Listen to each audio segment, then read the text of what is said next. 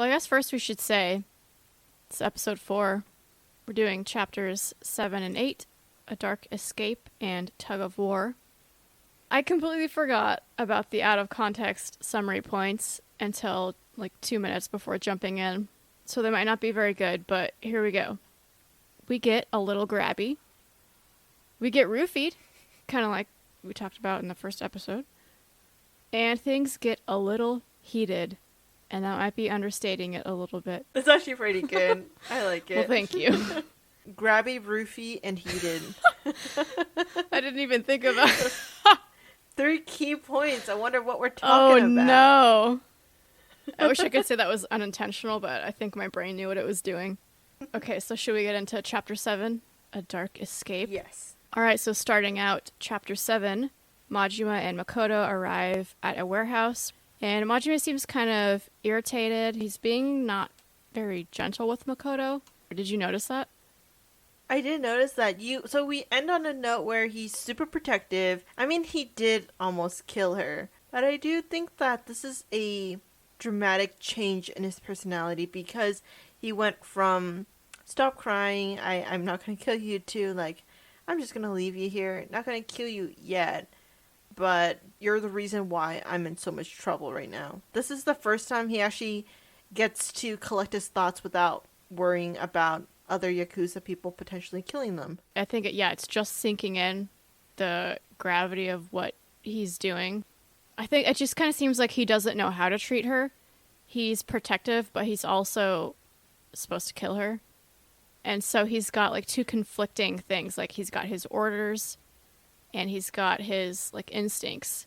Moving on, they start talking and we do get confirmation from her that she is Makoto. And Majima asks a little bit about the bat tattoo guy and if he is the reason the Yakuza are after her. And she says that she doesn't know. So Majima continues trying to learn why she's being targeted and continues trying to ask about the bat tattoo guy. And so this is the second time now that he's asked her about it. And she ignores it and instead asks him who he is. And he responds, "I'm a lost cause," and then reveals that he is a joke of a hitman and he was sent to kill her. And my question is, why does he tell her the truth, do you think? He kind of has nothing to lose by telling her. Or it also might be a way to somehow still have a leverage on her, saying that I was sent to kill you, I didn't, you owe me, but in case you do anything wrong, I still reserve the right to kill you. But I think, is part of it just that he's feeling like a failure and he's tired of keeping up appearances in this moment? I am curious that he introduces himself to her as a lost cause and anything.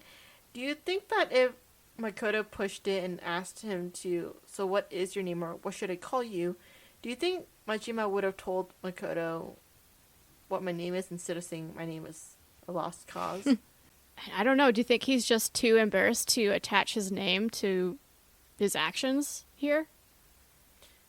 I don't think so, because I was paying attention, and he does tell Lee his name, and he goes around saying his name to random strangers. I think it just happened to be a situation where he was just in a mood. Again, he was in a mood, he was decompressing, and he didn't want to go into any details. Alright, so then Makoto asks Majima about Lee, and he responds that he was shot but not anywhere fatal. And now Majima's tone is sort of softened a bit now that they've talked. And he actually jumps up to catch her when she stands up and trips after hearing that Lee got shot. And I think that says a lot, because when he walks in, he's kind of not very nurturing, like you said, and just sort of, shoving her around a little bit. But he immediately jumps up to catch her as she's falling. And I think that just kind of gives away who he really is and explains why he's decided to help her so far. It's just his immediate instinct is to help her. So then Makoto asks Majima why he hasn't killed her yet. And he responds, it doesn't matter, because Sagawa was going to kill him anyway as soon as he learns that he's hiding Makoto. So this is when it's really sunk in that his decision to kill her or not has pretty big consequences. And then Majima continues to say that if he knew why everybody wanted her dead, he might actually be able to do something. So he asks her for the third time about the bat tattoo guy, and she gets kind of closed off and asks him to ask Lee about it. And this is when Majima confesses that he can't say for sure if Lee's alive or not, so he needs to get to Lee as soon as possible to figure out why Makoto's a target. It's kind of funny because Majima is like, well, sometimes you gotta lie. When she was asking, wait, I thought you said he's okay. So he tells Makoto to stay put, and then he leaves, and outside the warehouse he runs into Yamagata, who we remember is the owner of the rival club Odyssey. And it turns out it's his warehouse, and he's letting Majima use it in exchange for a favor down the road. And he assumes Majima is doing some kind of, like, shady stuff with Makoto.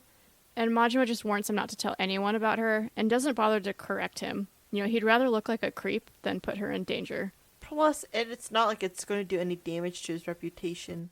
I mean, could it, though? He doesn't care if he's going to be in the Yakuza. That's true. He doesn't care about his life in Sotenbori. Majima now heads to Lee's office to see if he's there. He doesn't find Lee, but he does find a Chinese doctor who he sort of, like, sneak attacks and kind of chokes against a wall.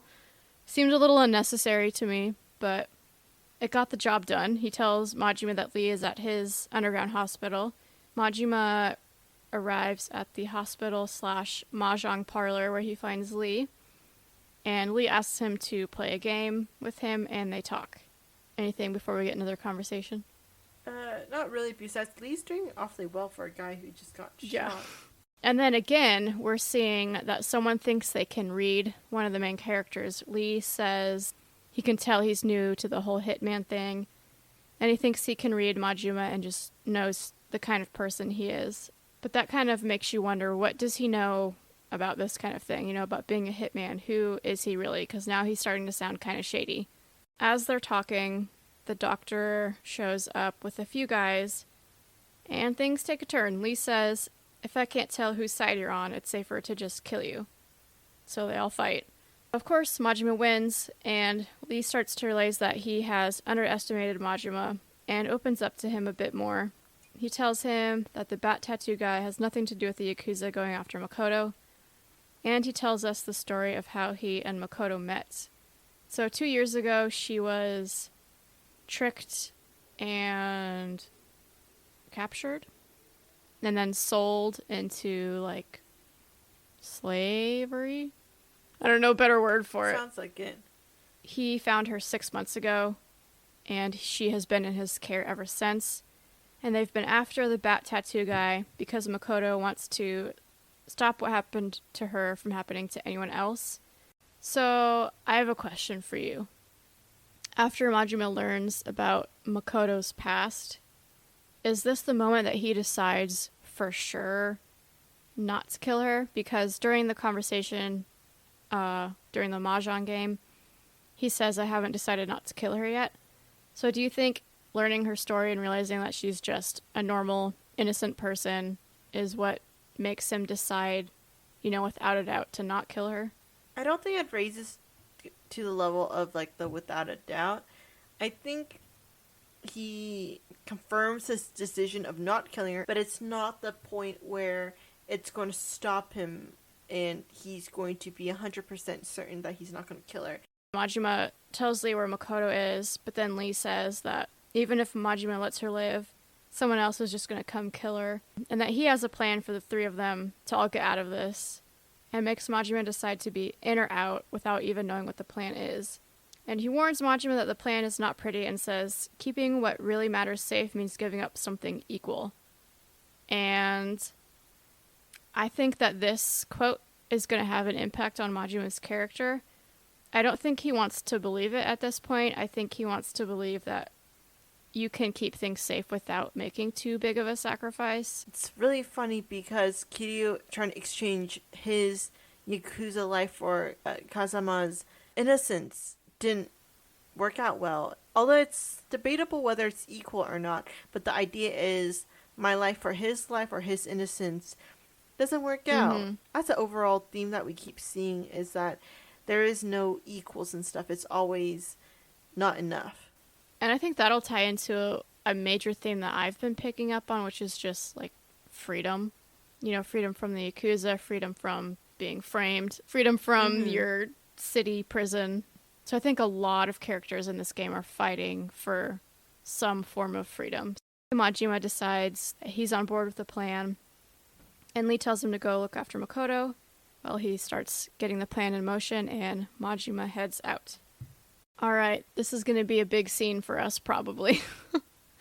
I'm sure we both have a lot that we want to talk about here, but Majima arrives back at the warehouse and back to Makoto, and she's pretty down at this point. She's happy to learn Lee's okay, though, but she realizes that Majima knows about her past now. And I don't know, I think she seems maybe a little vulnerable or a little embarrassed. I don't really know, but I do think that knowing Lee is okay is a major relief for her. But she does start to cry because Majima said that, like, yeah, Lee told me your story. So Majima feels bad about making her cry and tries to cheer her up. So he talks about his past and says that compared to her, he's lucky, you know, even though everything he went through. But she's still crying, so Majima changes tactics and says he'll go get food for her. She kind of resists at first, but eventually agrees and says that she wants some takoyaki. She eats, and then they talk some more. But I realized that Majima's hairstyle at the end of the game is the same hairstyle he had before everything happened. It's the same haircut when he was in the underground torture area. Maybe that hairstyle is like how he feels, you know what I mean? So maybe the ponytail is like he's just not feeling like himself in this life. So in their conversation, she asks Majima what happened to his eye, and this is when we find out that it was totally destroyed. But he says he's still got one good one and it does the job. But she says, poor thing, which kind of catches Majima off guard. And she says since her blindness is from emotional trauma, that there's actually a chance that she'll regain it. But Majima can't.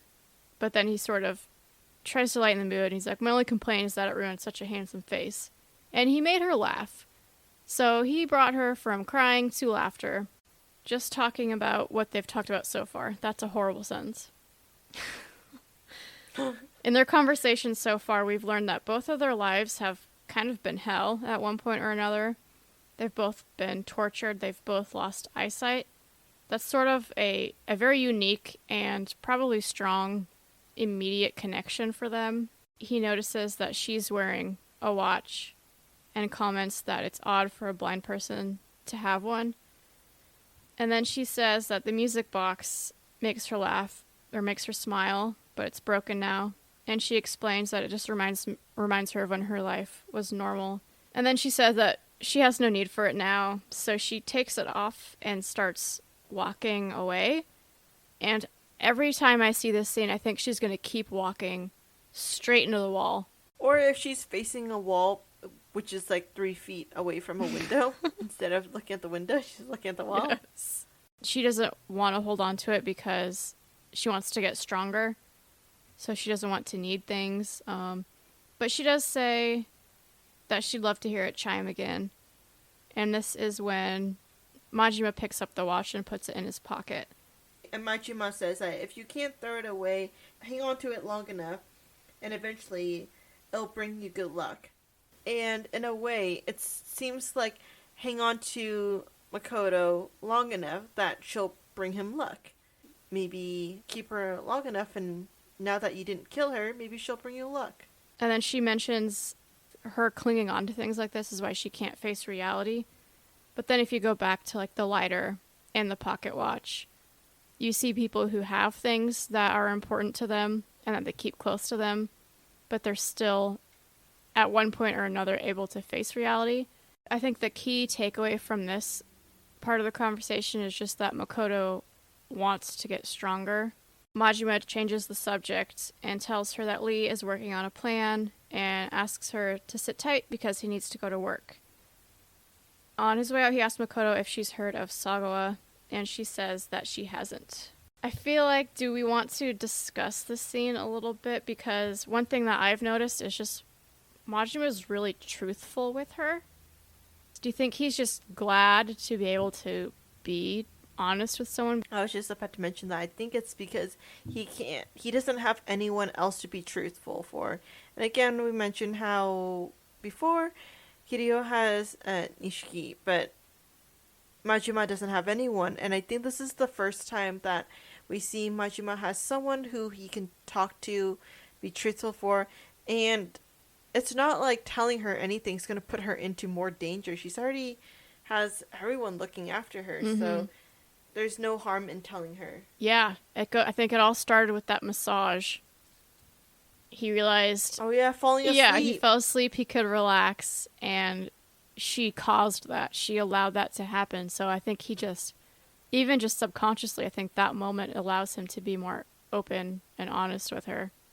They're both motivated in a different way. He's motivated to get back into Yakuza. I mean, before being asked to kill Makoto, he was willing to do whatever he needed to.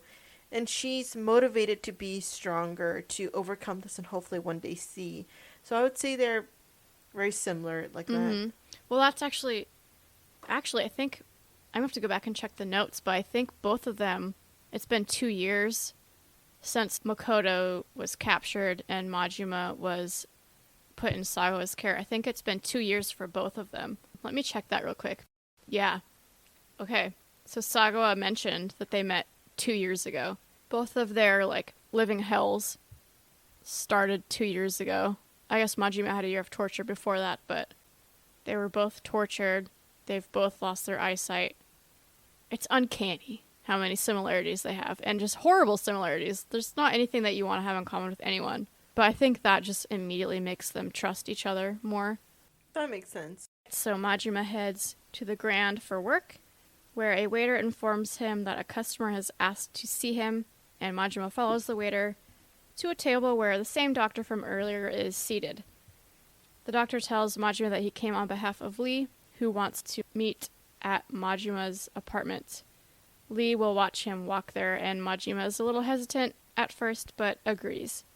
So Majima leaves the Grand and is stopped just outside by the same Yakuza that tried to take Makoto earlier.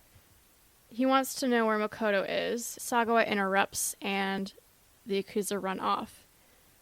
Sagawa asks where Majima is going, and if he has found Makoto yet.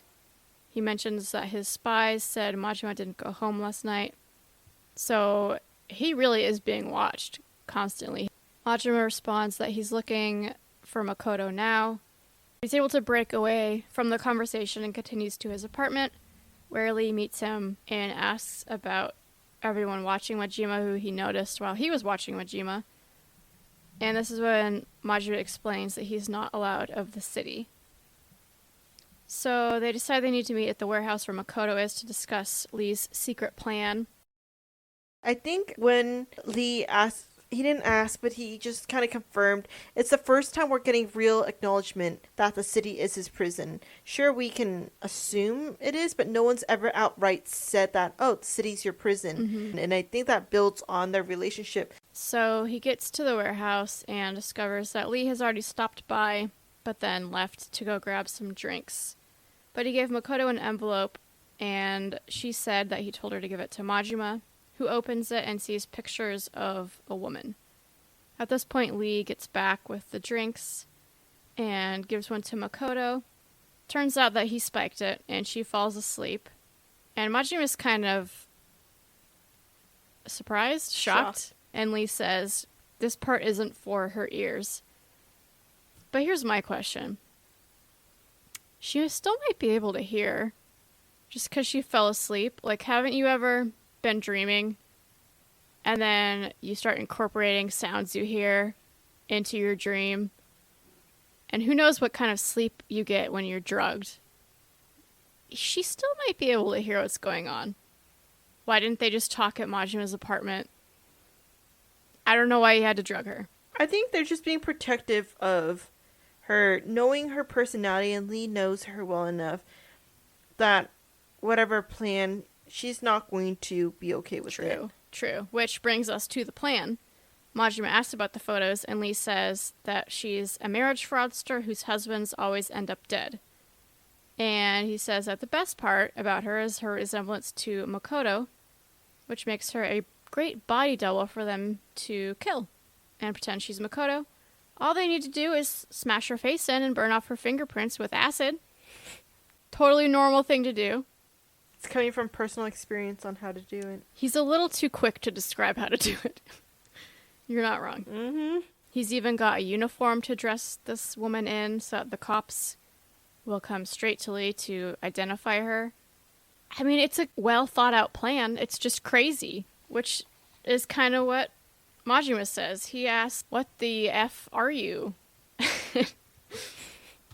And Lee says, I think he realizes he needs to be kind of honest here. And he says that he used to be a hitman for a mainland organization, and mentions that he had a job to raid the Korean mafia, which is where he rescued Makoto from. And this is when we get sort of some more background into Lee's character. In addition to him being a hitman, we learn that a while ago he had a daughter who died of some sort of sickness, and Makoto is now basically his new daughter. I think the loss of his first daughter is driving the desperation that he's feeling right now, because he wasn't able to protect her from being sick, but he can protect Makoto from the Yakuza, so he's willing to just kill anybody to do it. It made me think of like an overall theme of redemption, where they're always trying to redeem themselves. Yes, it's probably not enough, but that's the goal. Mm-hmm. And him losing his own daughter, maybe he saw as his own fault. He being there for Makoto is trying to earn his own redemption. And so I think that's why it's so important to him. But Majima does not go for this at all, and he refuses to help with this plan. He doesn't think that the Yakuza will be fooled, but he's still pretty quick to shoot this idea down, especially when his life depends on it as well. And so that got me wondering, after his experience with this whole Makoto thing, he was told that he needed to kill this scumbag, as Sagawa put it. But then he's seeing the reality of who she really is, which is just a totally innocent person. And so do you think this makes him think twice before considering killing anyone? No, because I think it's more about Majima's ethics. I don't know, morals. Because if he's not going to kill Makoto, he's definitely not going to kill another woman, whether or not she deserves it. I think he just doesn't think a life for a life is correct. But it also goes back to that burning question, which is, why was he going to kill 18 people with Saejima, then reluctantly accept a hit, and now doesn't want to kill anyone? You can see him sort of having his relationship with murder is changing. It is, but I'm also kind of curious too. What if, and this is just one of those conspiracy theory kind of things, is what if Saejima knew that Majima couldn't do it, and he purposely tried to get someone to stop Majima, even though in the end it caused him to lose an eye? I'm curious, what if, and this is a big what if, Saejima was asking someone to spread word, and maybe that just went into the wrong hands and that's where it ended up, but he knew his brother couldn't do it, so he wanted to stop his brother. I hear you, but it doesn't change whether or not he could do it. It doesn't change his willingness to do it. We see in that flashback how willing he is to do it. Even if he couldn't follow through with it, he still plans to do it. I think he's learning that there's a lot more to people, even bad people. And it just seems like, his relationship with the murder, he's getting farther and farther away from being okay with it. I agree, and I think part of the reason might also be that for the first time in a while, he's thinking for himself. He's not thinking on behalf of someone. He's not thinking for someone in the sense where I'm doing this for you or whatever. He's putting his own thoughts and thinking and decision making into his own hands instead of letting that sit with other people. And that just made a connection for me. We'll get to it in a minute. But we'll kind of jump ahead here because Lee says, while he's kind of arguing to try to get Majima on board, he says, once a man steps into the shadows, he's black as night till the day he dies. And then when Majima leaves, he says, you said it, once you step into the shadows, you're stained black for life, but you can still choose who you bring down with you. So that goes back to exactly what you were just saying. Yeah, I think that point is just Majima, the rights to decide sits back with Majima, not in the hands of anyone else. Whoever has authority to let him back into the Yakuza, it's always been with other people. It's always between the big baby, I forgot his name. Shimano. Big baby Shimano. Yeah, Shimano. What he wants, and then what Saga wants. And it was what Lee wanted. But it's the first time where Majima had the ability to choose the outcome. That's a really good point. Every move, every decision has not been his own.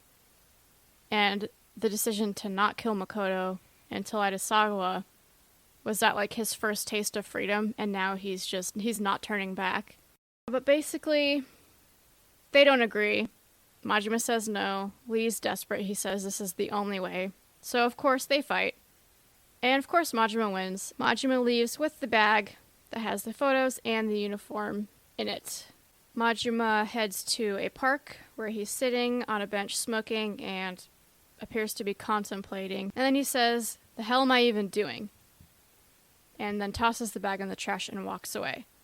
My immediate question when watching this scene is, when he says, "What the hell am I even doing?" was he contemplating it? Was he considering it for a second, actually killing this person? What do you think?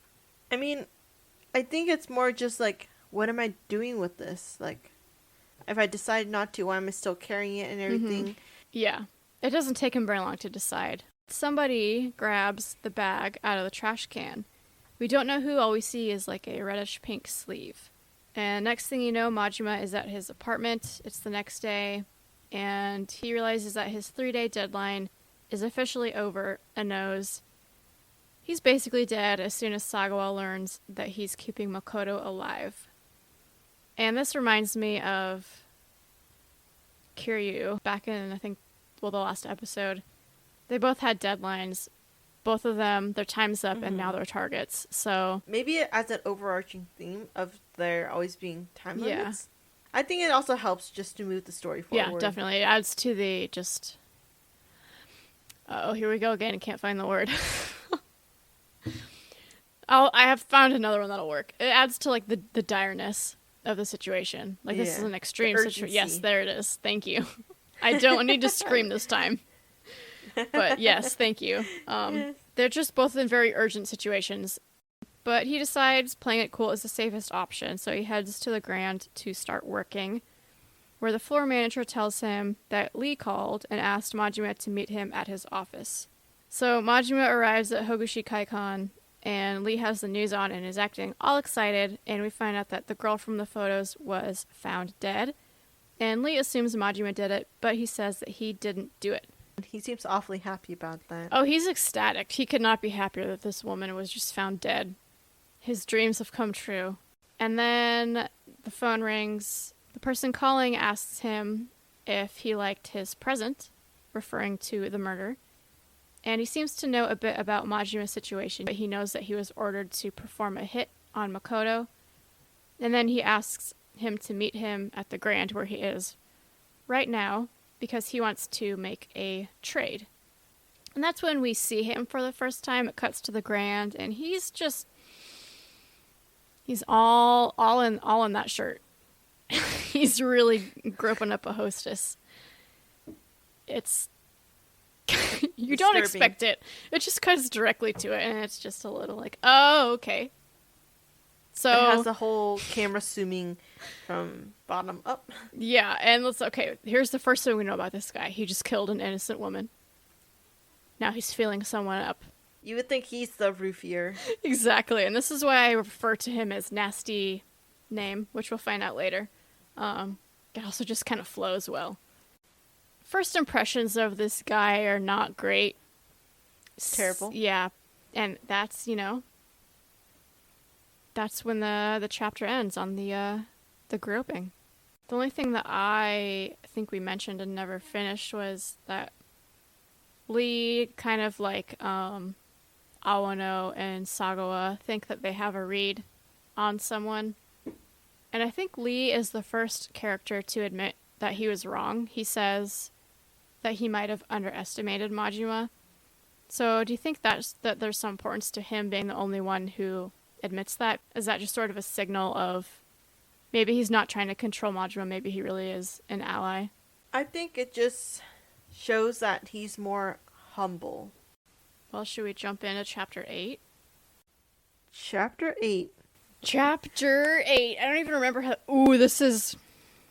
Gets kind of crazy. Title this Tug of War. Tug of War. I mean, should we have talked about the title of the last one at all? A Dark Escape? I don't really see how it... Maybe just the only way to escape is that woman being murdered. Dark escape, maybe being... She can't see anything, so it's all dark for her and she's escaping. You're not... I mean, I agree with you. It's not what I was expecting you to say. I love it, and we're going with that one. It's because she's blind. The title of this one is pretty... I mean, I think it's just like Tug of War over Makoto. But should we just jump into it? Yeah. All right. So we're back at Hogushi Kaikon. Lee and Majima are wondering how the heck this random guy knows enough about what's going on to kill the girl. So they're kind of freaked out, and they're especially wondering, why? Actually, this is when Majima says that he must have taken the bag out of the trash. They think he must have some association with the Yakuza based on him knowing that Majima was ordered to kill Makoto. After discussing all of this, Majima decides to head to the Grand to confront him. Yet again, outside the Grand, he runs into the same Yakuza, but this time, he says the Patriarch is inside. So now we know kind of who these Yakuza are, and we kind of know who this mystery man is. They are in the Yakuza in some aspect, some regard. So Majima enters, and man, this guy is just so nasty. He's just...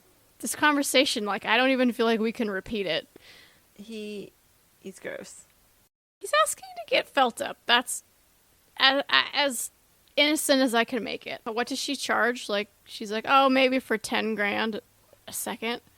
Or a minute? Mm-hmm. A second. Anyway, it's not important.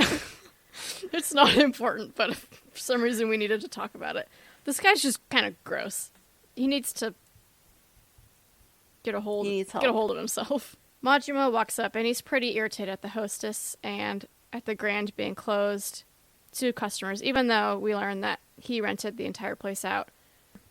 Mystery Patriarch man shoos away the hostesses so that he and Majima can talk openly. Majima immediately asks who he is, and that is when we learn that his name is Nishitani. He is retainer to the 5th Omi Alliance chairman, which is the same as Sagawa, and patriarch of the Kijin clan. He wants Makoto too, and asks where Majima has her hidden. And his goons told him that Majima is really strong. And this is where he starts to just compound on his nastiness. He's just gets my juices flowing. I want to fight you. He's so gross. It's so uncomfortable. For the viewers, yes. too. Moving right along. Majima asks him, you got all your marbles? And it's a fair question, but he sort of just skirts past it and says that he doesn't want to kill Makoto. He just wants to talk to her and asks Majima if he will just hand her over. Majima responds by asking him what it is he's after and why everyone's after Makoto.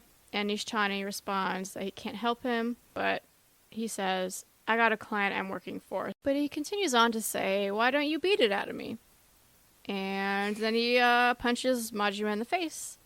Of course, we know Majima has his code of the customer is king, so he refuses to fight him until Nishitani thinks of a loophole and calls the cops on himself and says to Majima, I'm just a thief now, so you can fight me. And then he says something really nasty. This is why I call him Nasty Nishitani. And then they fight. Majima wins. Big surprise there. Then the cops show up, and before they drag him away, Majima tries to get some more information out of him, but Nishitani's being super cagey and won't say anything. Any notes for you on this opening scene? Other than he's gross? No. He is fantastically gross. I'm a little concerned for who wrote the dialogue for this character. I don't think they're okay. Alright, scene 1. Mm-hmm. After Nishtani is dragged away, Majima heads up to his office, where he is surprised to see Sagawa, and asks how long he's been there, most likely worried about what he has overheard. Sagawa responds just since after the cops busted in, so it's likely he didn't hear anything that would reveal Majima has not actually killed Makoto. But Sagawa is irritated that Majima didn't inform him that he killed, in quotes, Makoto, in quotes. Sagawa kind of starts grilling him a little bit. He asks why he beat her face in, just to leave her in her uniform. Majima's cover for this is saying that he can barely remember what he did, and this is his first time killing someone, so basically it was just all a blur to him. Sagawa seems to buy this. He says it's not impossible. So even though Sagawa seems to be buying all of Majima's excuses, he then says, "You've been acting funny for a while now. Couldn't help but wonder if you were keeping secrets." So does he know that he's keeping secrets, or is he just putting feelers out? Yeah. I think he knows too. And then he continues on to say, "There's no way you could keep something from me, because you've still got the scars to remind you what would happen if you did." Pretty sure this is a threat. What do you think this conversation is? Do you think this is him giving Majima one last chance to come clean? You took that right out of my mouth, because that's what I was just going to say, is that I think Sagawa is just trying to test Majima to see where his loyalties lie before he takes action. Yeah, and I think he kind of likes Majima. I don't think he wants to have to kill him. I think that's why he gave Majima so many chances. Yeah. And I think had Majima not mean something to him, he probably would have already offed him. Yeah, it's kind of an interesting dynamic. He controls Majima, he has to torture him essentially, keep him in this prison, but he kind of likes him. I don't know if it's just respect. I think it's respect out of him lasting this long. So we're pretty sure he knows, and that he just threatened Majima, and that this was basically his last chance to come clean. But Majima does not take the chance, and Majima now realizes that he needs to work super fast before Sagawa finds out, or acts on it if he does already know, and heads back to the warehouse.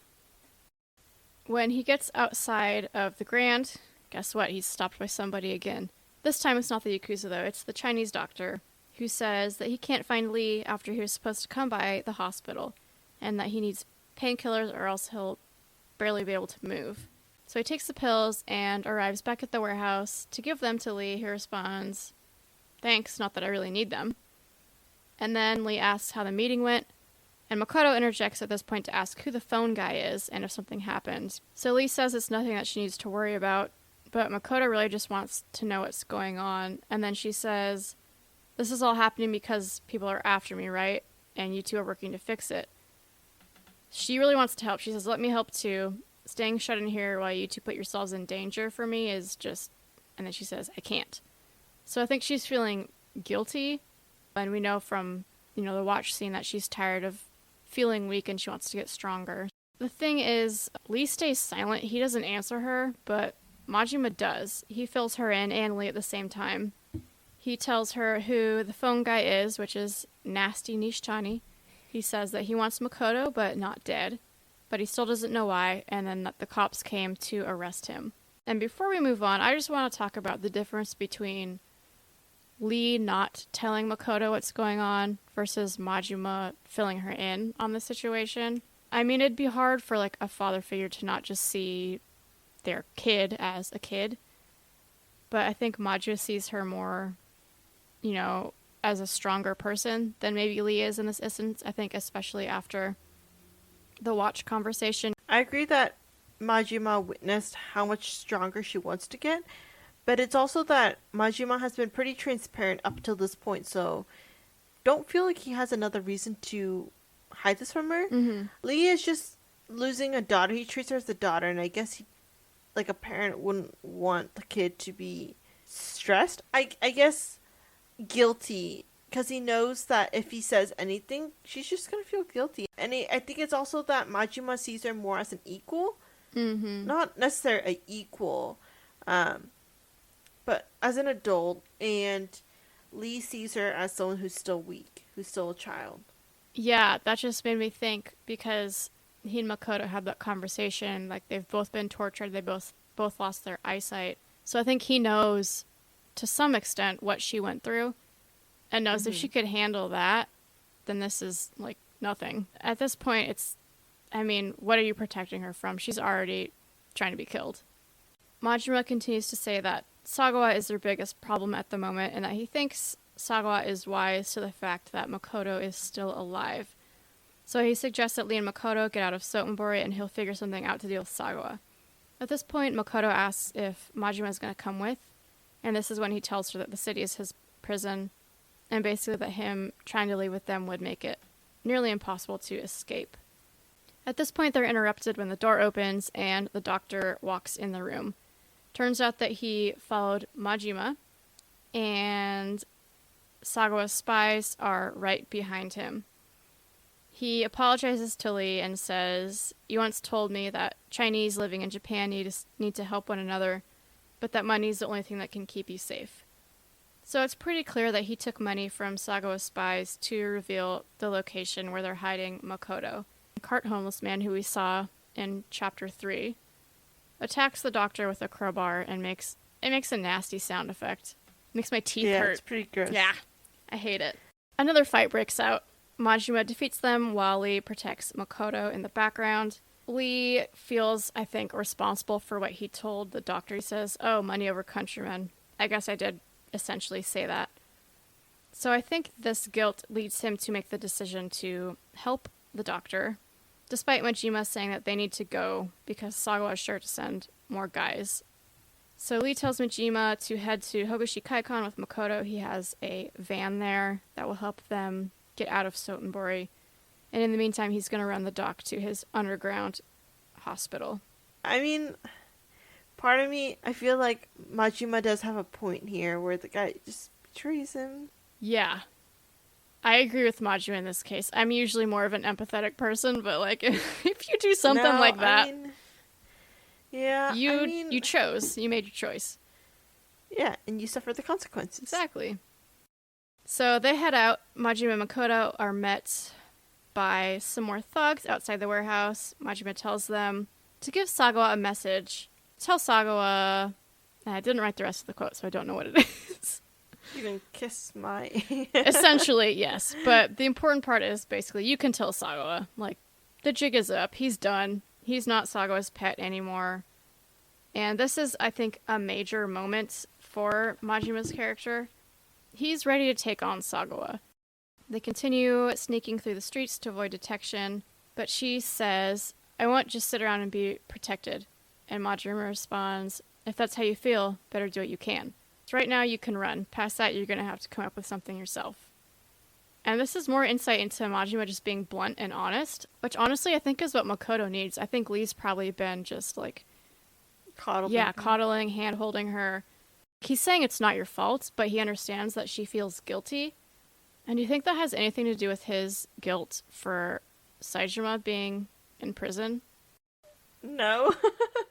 No, I didn't make that connection. And yeah, it just popped up in my head right now, so it's not a super developed thought. But it's just a potential connection of, like, she has people risking themselves for her, basically being put in danger because of her. And Majima has Saejima on death row. Not necessarily because of him, but he wasn't there. It's sort of like a survivor's guilt. So I don't know, maybe he just understands, even if it's not the same, he understands guilt and then wanting to do something to make it right. Alright, so now they've just about made it to the office, and Lee catches up with them. He runs ahead to go start the car while Majima and Makoto follow behind him more slowly. He gets in and starts the car, and it explodes. And I believe that this is, despite Dancing Woman in the last episode, the first on-screen confirmed character death. So I feel like we need to talk about it. yeah. And we came up with a segment name for this. Mm-hmm. And since he's, we think, a decent character, we're going to call it So Long... Uh-huh. So Long, Mother Respecter. You can imagine what we will call it when a not so great character passes on. But for now, first edition. So long, Mother Respecter. Mm-hmm. Should we discuss Lee's character? I think, is it weird that I think there is a little bit of karma that he was a hitman and he's going to die. Don't know whoever did this is a hitman. Like, we don't know yet. But it's pretty clear it was murder. Yeah. But the thing is, no, I'm trying to think of this, how to explain without too many spoilers, is that it's going to be a theme where there's karma. And so whatever Lee's done in his past, it's not necessarily catching up, but the redemption part. Only his death can redeem himself. And then it goes, back into the redemption theme. And that's actually a note I have here in talking about his death, is he wasn't a great guy, but did he find redemption at the end by, he turned that raid, that job, turned that into helping Makoto, and now gave her the building blocks for a life. Is that redemption enough? If that's not enough, it's the fact that he started the car and went ahead to do it and got himself killed, but that also meant he spared Makoto from potentially being in that car. And let's just remember, he just saved the doctor who betrayed him. Yeah. I don't think there's a lot of people who would do that. Majima certainly wouldn't have. I think this is going to test Makoto's level of guilt, because you know that she was already feeling guilty, and then now she gets pretty much her father figure killed. And so I think it's just going to, it's another test for Makoto to see how strong she is. Definitely. And I don't know, maybe we're missing an obvious major theme, which is just guilt. Here you had guilt for getting Tug of War Kazuma in trouble. Yeah, exactly. Tug of War feelings. Yeah. I mean, I think Majima has guilt for not being there for Saejima. Makoto has guilt. But yeah, this will definitely be a catalyst for her character. Well, I think if anything, if he didn't find true redemption by the end of his life, it shows that you can at least start on that road, which he did. He left that life. He helped somebody. I think sacrifices.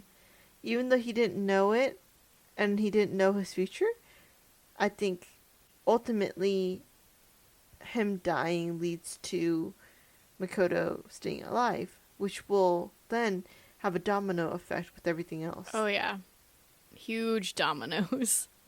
Multi-level dominoes. But yeah, I mean, it's just starting down the path to redemption. Does that count as redemption? If you die before you complete it? I think it's intention. I think intention counts for half of it. Agreed. And let's not forget, this guy has got like 4 bullet holes in him. And he's working this hard. He's a monster. He's definitely troubled, but I think it sort of shows kind of like the human side. The human side, but also just the kind of person that any of these characters we're following could turn into. Because they, like he put it, they've all stepped in the shadows, and they still have that stain on them, but they can still try. And him trying has saved 3 lives: the doctor, Makoto, and Majima. So even if you are stained, it's not too late to find redemption. I think that's the main theme for his character. What do you think? Agreed. It feels like we're giving out life lessons. We are. We have no experience. Don't smoke, kids. And don't grope. Don't roofie. So the car explodes. Majima and Makoto are blown backwards. Makoto has been knocked out. She's unconscious. Majima kind of checks on her. He can't stand. He can barely move. Guess who walks up with a gun? None other than Sagawa. And this is when he starts a little mini monologue. He says, "You're the worst, buddy. How could you lie to me like that? It breaks my heart." So this is sort of confirmation that he does like Majima. And he was hoping that he would take that final chance to come clean and stay on Sagawa's side. He raises the gun, but he gets shot in the back. I wrote he gets shot in the back from behind. How else do you get shot in the back? A curved bullet. A curved bullet. Those boomerang bullets. TM. He turns to shoot the person who shot him, but he's too slow and he gets shot in his hand holding the gun. Falls to the ground, but we can still see him kind of squirming in the background. So unfortunately, this will not be an edition of So Long, Mother. The gunman is not somebody that we recognize. He's wearing a white suit. He checks on Makoto and then pistol whips Majima, and that's the chapter. Have at it, Kathy. Let me hear your notes. One of the things I just kind of wanted to summarize in general is when Majima goes like, you didn't do anything wrong, no need to apologize. Because Makoto does apologize a lot. As viewers, as players, as watchers, I think we forget that Kiryu and Majima also didn't do anything wrong. There's so much blame on these two. Someone should reiterate to them that you also didn't do anything wrong. And while their life choices maybe aren't the most innocent in their situations, they are innocent. I think we can all agree Majima did his time. He lost an eye. For contemplating murder. He did his time. Oh, I saw another note. Why didn't that guy kill Sagawa? That's a good question. I don't know if he's just like a no murder guy. If he's on the no murder train. No unnecessary murdering. Maybe he thinks he killed him. I mean, one shot to the back. Yeah, but then he turned around and he had to shoot at him again. So I would think, just to be safe, if you really want him dead, you might give him a third one. Or a headshot. Maybe he just...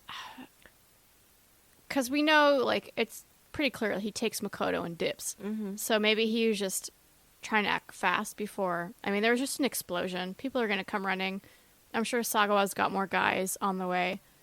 So maybe he's just trying to get Makoto and get out. So the whole Omi Alliance thing is confusing. So we have Sagawa and we have Nishitani, nasty Nishitani. They're both after Makoto. They're both at the same level in the Omi Alliance. But Sagawa wants her dead and Nishitani wants her alive. We know Sagawa is acting on Shimano's orders, who is in the Tojo clan. And we know Nishitani has a client, but we don't know who. So, what the heck is happening? We got Tojo Toes dipping in the Omi pool. We have two equal level Omi patriarchs fighting for the same person. What is happening? Nobody's on the same page. They're all just trying to race to the top. Just like the rats are scattering. It's kind of like what we were talking about in the end of the chapter, The Yakuza Way. It's everybody with different motives pulling the same strings. And that string right now is just Makoto. I think that's it. Did we do it? Ready to close out Audacity?